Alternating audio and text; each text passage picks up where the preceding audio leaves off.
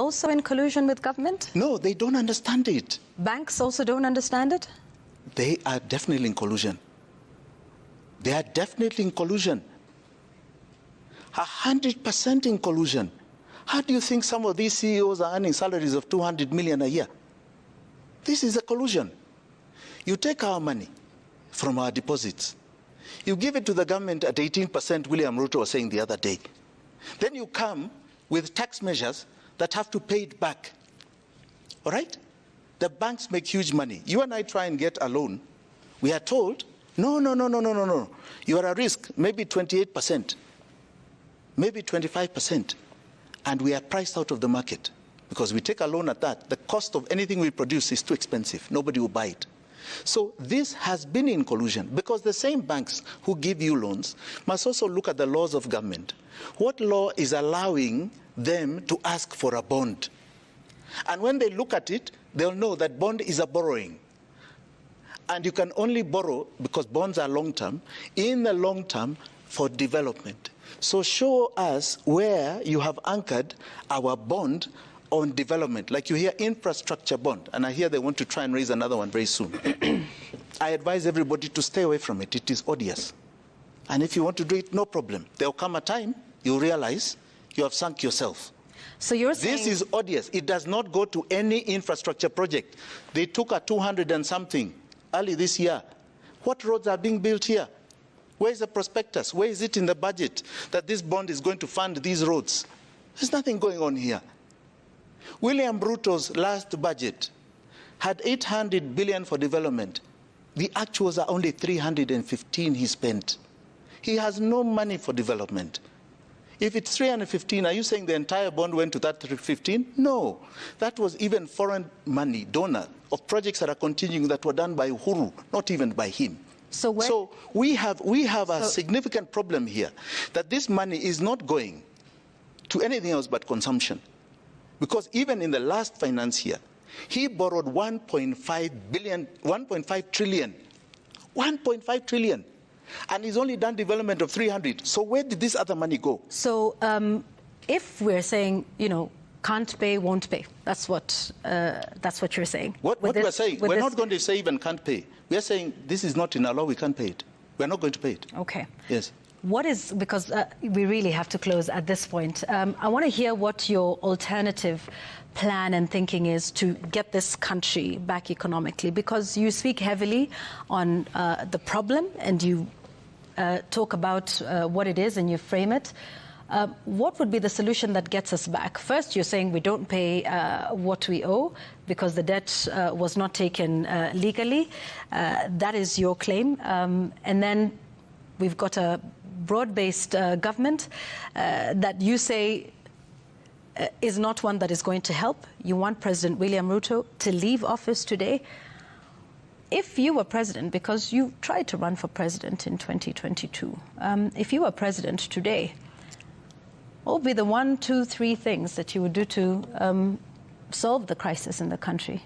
I'll tell you. The first thing is that I would cut off the chain of debt.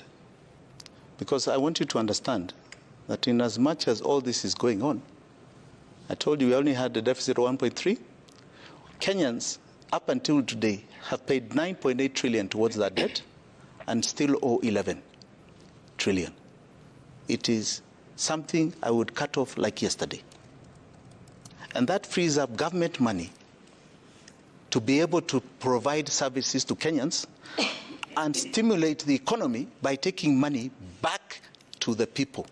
And that is what you call now economic liberation.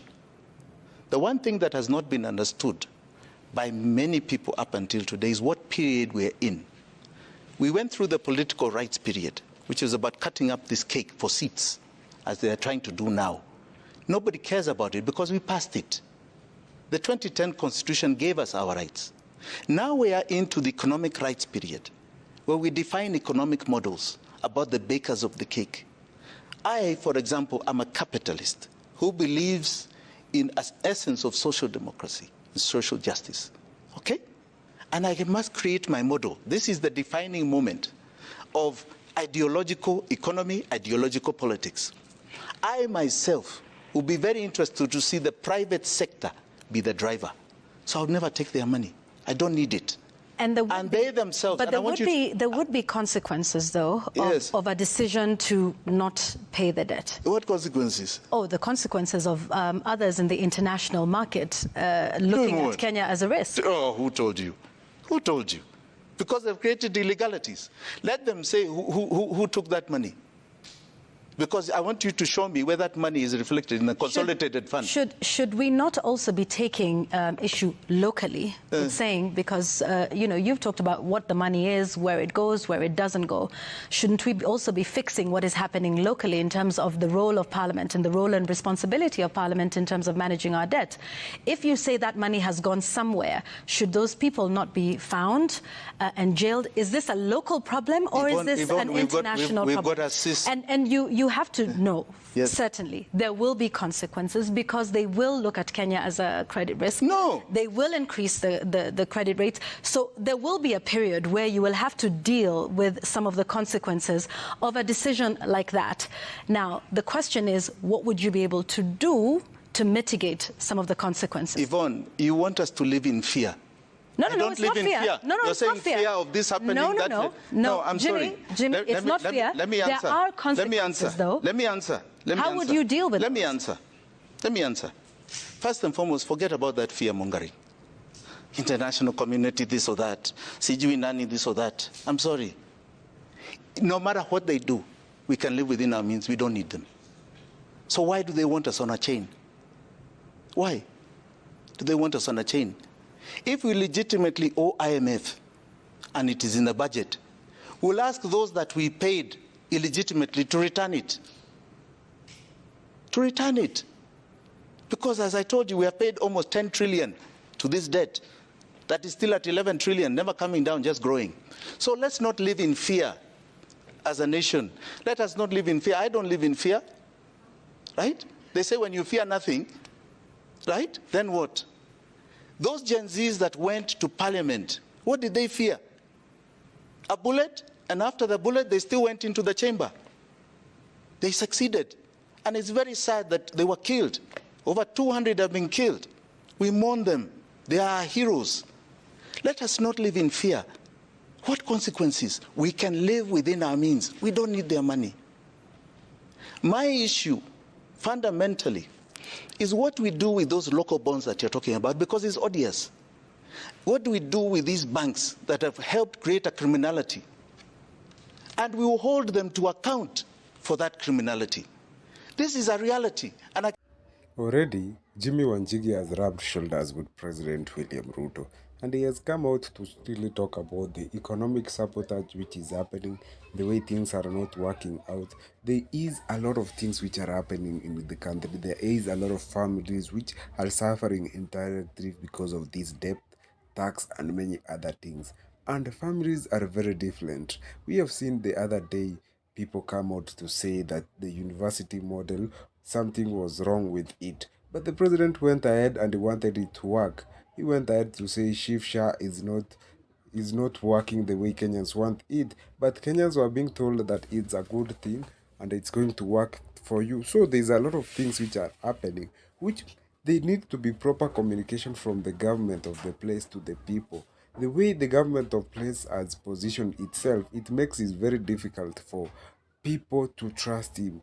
The people are really afraid of every policy the government is trying to come up, because they see this policy as something which is going to touch their payslip. It's something which is going to deduct them something. Because first of all, look at Shifsha, the charges, the people are already complaining. Look at some of the things like the university funding model. Of course, some of the students who are going to suffer. Look at many other things. The project which are stalled, which was started long time ago, they are supposed to be given a priority to be over. But politicians are on stage saying that, oh, we are working, things are doing better, even when the things are not really working out.